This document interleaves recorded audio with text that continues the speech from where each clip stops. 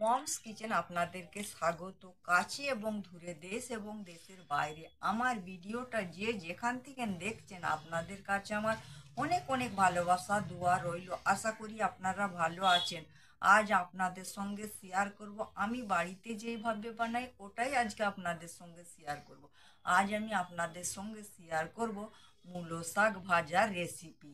মূলো শাক ভাজার রেসিপি বানাতে কি কি উপকরণ লাগছে আর কীভাবে বানাচ্ছি, আসুন তাহলে দেখে নিই। এখানে আছে আমার মূলো শাক, আমি ভালো করে কুটা বাছা করে পরিষ্কার করে ধুয়ে নিয়েছি। এখানে আছে আমার পেঁয়াজ, রসুন, ধনেপাতা, শুকনো লঙ্কা, মরিচ। মমস কিচেন আপনাদেরকে স্বাগত। কাছে এবং দূরে, দেশ এবং দেশের বাইরে আমার ভিডিওটা যে যেখান থেকে দেখছেন, আপনাদের কাছে আমার অনেক অনেক ভালোবাসা দোয়া রইল। আশা করি আপনারা ভালো আছেন। আজ আপনাদের সঙ্গে শেয়ার করব আমি বাড়িতে যেইভাবে বানাই, ওটাই আজকে আপনাদের সঙ্গে শেয়ার করব। আজ আমি আপনাদের সঙ্গে শেয়ার করব মূলো শাক ভাজার রেসিপি। মূলো শাক ভাজার রেসিপি বানাতে কি কি উপকরণ লাগছে আর কীভাবে বানাচ্ছি, আসুন তাহলে দেখে নিই। এখানে আছে আমার মূলো শাক, আমি ভালো করে কুটা বাছা করে পরিষ্কার করে ধুয়ে নিয়েছি। এখানে আছে আমার পেঁয়াজ, রসুন, ধনেপাতা, শুকনো লঙ্কা, মরিচ। আমি একটা কড়াই চাপিয়ে দিয়েছি, কড়াইয়ের মধ্যে তেল দিয়ে দিয়েছি।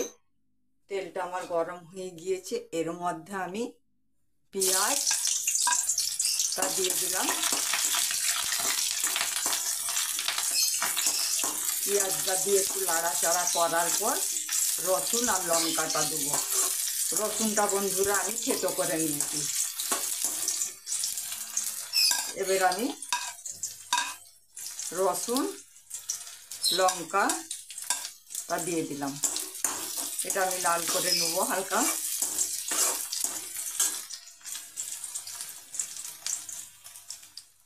হালকা লাল হয়ে গিয়েছে, এবার আমি জিরে গুঁড়ো দিয়ে দিলাম।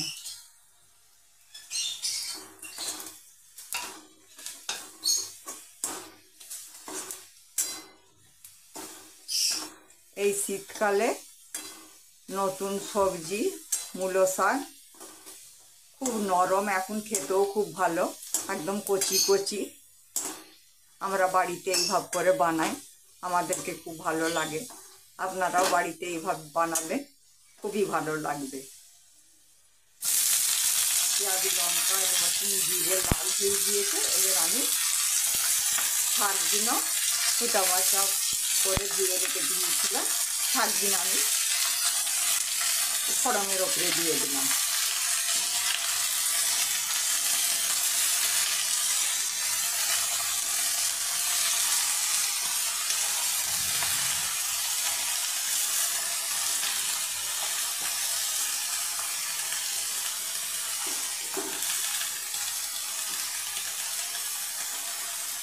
আমি নুন দিয়ে দিলাম।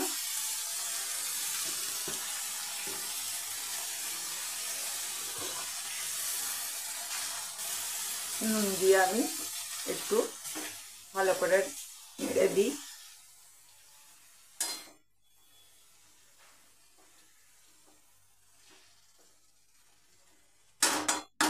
গ্যাসটা আমি হাই ফ্লেমে করে 1 মিনিটের জন্য ঢেকে দিলাম। আমি গ্যাসটা হাই ফ্লেমে করে 1 মিনিটের জন্য ঢেকে রেখে দিয়েছিলাম। গ্যাসটা আমি লো ফ্লেমে করলাম।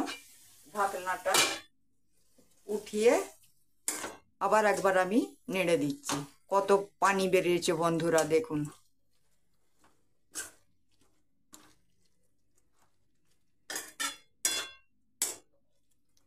এখন মূলো শাক নতুন কচি এইভাবে মূলো শাক ভাজা করলাম। আবার মূলো শাক যখন একটু পেকে যাবে কিংবা একটু পুরনো হয়ে যাবে, তখন আবার অন্য রকম ভাবে মূলো শাকের রেসিপি আপনাদেরকে বানিয়ে দেখাবো। আমি বাড়িতে যেইভাবে বানাই ওটাই আমি আজকে ওটাই দেখাচ্ছি, আর পরের বারে যখন দেখাবো ওটাই দেখাবো।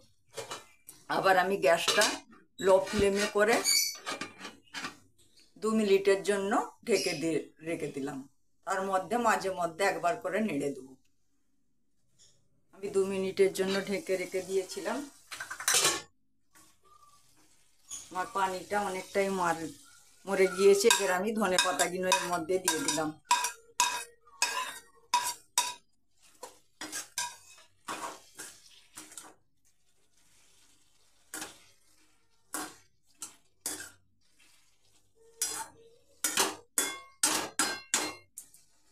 আবার আমি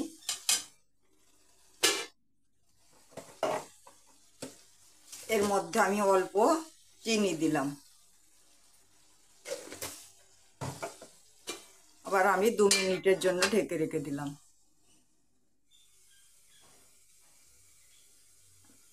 কিছুক্ষণের জন্য ঢেকে রেখেছিলাম। আমার মূলো শাক ভাজার রেসিপি পুরো রেডি।